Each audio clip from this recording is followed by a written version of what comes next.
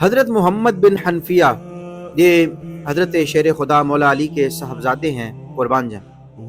کیا صحابہ کرام کی آپس میں محبت تھی، اور حضرت علی رضی اللہ تعالیٰ عنہ کیا احترام اور عقیدت شیخین کے بارے میں رکھتے تھے۔ آپ سے آپ کے صاحبزادے نے پوچھا کہ ابا جی، آپ یہ بتائیں کہ رسول اللہ صلی اللہ علیہ وسلم کے بعد اس امت میں افضل کون ہے؟ آپ رضی اللہ تعالیٰ عنہ نے فرمایا کہ حضرت ابو بکر۔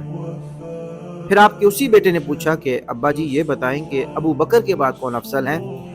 تو حضرت علی رضی اللہ تعالیٰ عنہ نے فرمایا کہ حضرت عمر۔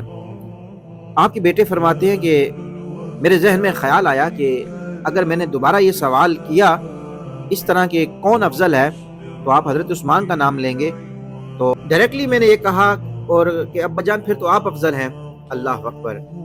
حضرت مولا علی، ابو الحسنین، شیر خدا حضرت علی رضی اللہ تعالیٰ عنہ کا جواب سننے والا ہے۔